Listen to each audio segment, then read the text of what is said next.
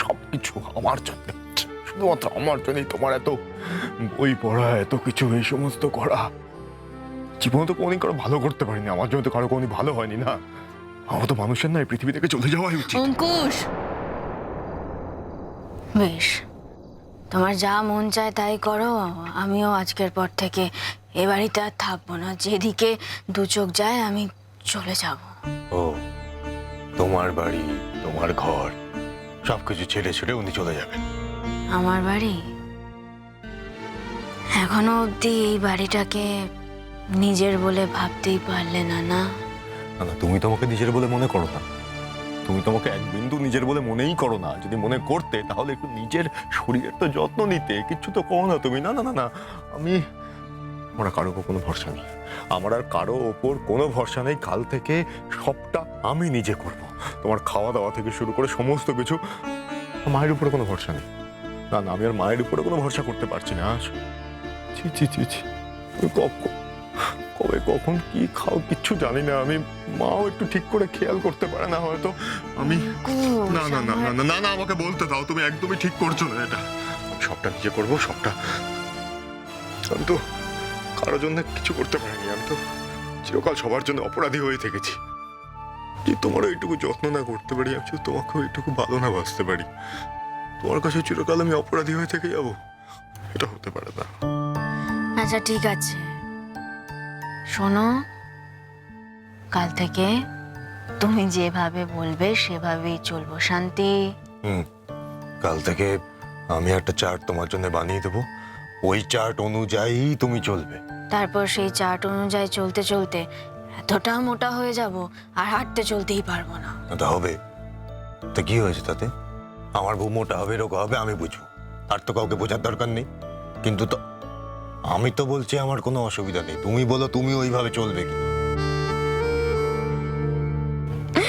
বেশ বললে তো কথাটা। এই যে কথাটা শুনলাম, মন প্রাণ ভরে গেল জানো। তোমার মন প্রাণ ভরে যেতে পারে, কিন্তু আমার তো কষ্ট হচ্ছে। তো চোখের সামনে তোমাকে এইভাবে দেখতে পাচ্ছি না গুড্ডি। এরপর দিন তুমি এইভাবে খেটে যাচ্ছ, এত খাটাখাটনি করছো। ভালো লাগে আমার, বলো তো? যখন আমি জানি সবটা আমার জন্য। তাছাড়া তুমি তো একজন লয়ারকে অ্যাপয়েন্ট করতে পারতে, সেই তো এত টাকা খরচা হচ্ছে তোমার। হ্যাঁ, আমি পারতাম, কিন্তু একজন লয়ার অ্যাপয়েন্ট করলে সে তো টেকনিক্যালি কেসটা লড়তো। আমার অন্তরের কথাগুলো আমি যেভাবে বলতে পারছি সেভাবে কি সে বলতে পারতো? আমি জানি সবটা, আমি জানি, আমি জানি, আমি জানি, আমি বুঝি বলেই তো শেষ অব্দি কিছু বলতে পারিনি গুড্ডি। তো তাই বলে চোখের সামনে তোমাকে এইভাবে শেষ হয়ে যেতে তো আমি দেখতে পারি না। কি হবে আমার? আমার কিছু হতে পারে এত সহজে?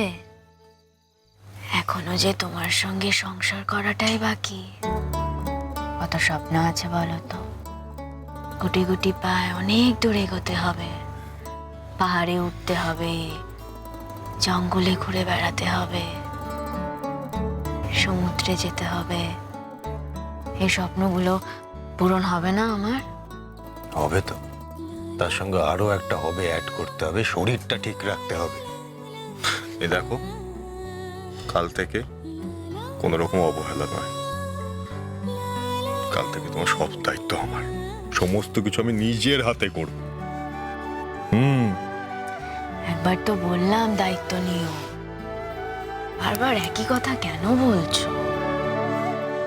এমনিতেও তো আর কটা দিন, তারপরে তো সবকিছু মিটেই যাবে।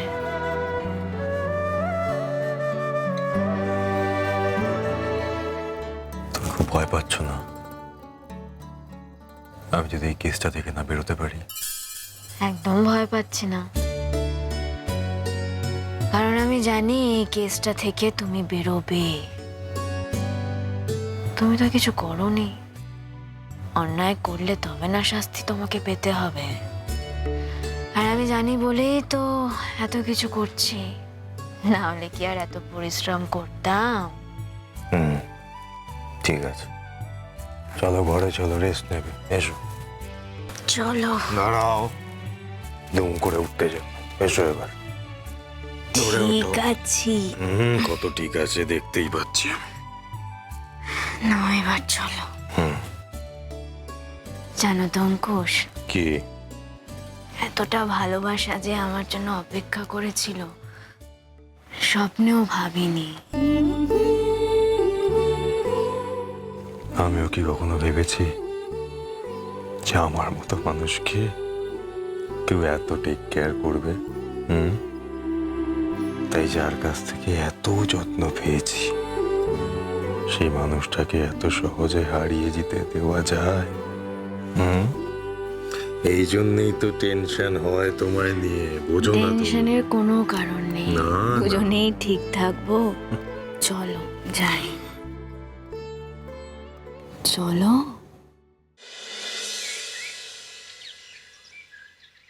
বলছি, তোমাদের কি আজকে কোর্টে ডেট আছে? হ্যাঁ মা, আজই মনে হয় লাস্ট ডেট। আমার আর ভালো লাগছে না। এই যত তাড়াতাড়ি পর্ব শেষ হয় তত তাড়াতাড়ি আমি বাঁচি। ওর দিকে তো আর তাকানো যাচ্ছে না। মা এই শরীরের অবস্থা কি করে যে ও এত কিছু সামলাচ্ছে ওই জানে। আমিও তো এটা বুঝতে পারছি রে, কিন্তু ও কি বেরোতে পারবে? সব থেকে বড় কথা, ওর লড়াইটা তো আরো বড় কিছু পাবার জন্য। আমরা সবাই মিলে বললেও ওকে ছেড়ে বেরিয়ে আসতে পারবে? আচ্ছা মা, এসব কথা আবার কেন বলো তো? আরে বাবা, আমি ভালো আছি, আজ একদম ঠিক আছি। না মা, তুমি ঠিক নেই। তুমি দুর্বল হয়ে আছো, তোমার শরীর আর চলছে না, সেটা তোমাকে দেখে আমরা ঠিক বুঝতে পারছি। সত্যি কথা বলতে কি, এই কেস কাছারির ব্যাপারটা না থাকলে না, আমি বলতাম তোমরা দুজনে একটু বাইরে কোথাও ঘুরে এসো। মনের মধ্যে অশান্তি নিয়ে কি আর কোথাও বেড়ানো যায় মা? শান্তির জীবন পেতে গেলে সবার আগে এই অশান্তি থেকে বেরিয়ে আসতে হবে। সেজন্যই দেখো না এত লড়াই করছি, প্রাণে চেষ্টা করছি যাতে এই কেসটা থেকে বেরিয়ে আসতে পারি। বৌদি, হ্যাঁ বলো, তোমরা ব্রেকফাস্ট করেছো তো? আর লজ্জা দিচ্ছ কেন বৌদি? হ্যাঁ, আমাদের ব্রেকফাস্ট হয়ে গেছে। তুমি তো কোনো কিছুতেই কোনো ত্রুটি রাখোনি। দিদিভাই, আমরা একটা কথা বলার জন্য তোমার কাছে এসেছি, মানে তোমাদের কাছে এসেছি। হ্যাঁ বলো না। বুঝেছি, আরো কটা দিনে বাড়িতে থাকতে চাও তো? হ্যাঁ, আগেই তো বলেছি তোমাদের দাদার বাড়ি মানে এটা তোমাদেরই বাড়ি।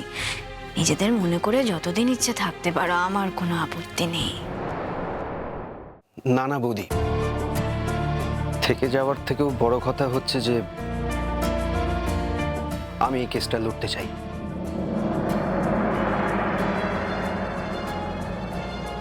কি? হ্যাঁ, আমি এই কেসটায় বৌদির পাশে থাকতে চাই। দেখো, নতুন করে তো আর কিছুই করার নেই, মানে প্রায় মোটামুটি শেষই হয়ে এসেছে। তুমি এখন আর কি বা করবে? দেখো বৌদি, আমি তো আর বাইরের লোক নই, আর তাছাড়া এই কেসটার জন্য তোমাকে আমায় কোনো ফিজও দিতে হবে না।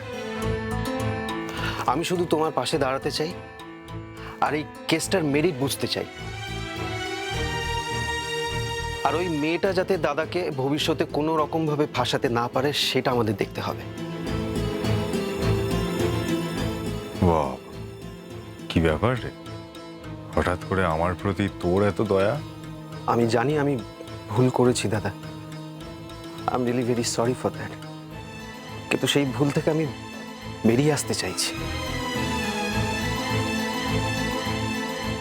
কিন্তু হঠাৎ তোর এই বোধোদয় কিসে হলো? বৌদিকে দেখে মা।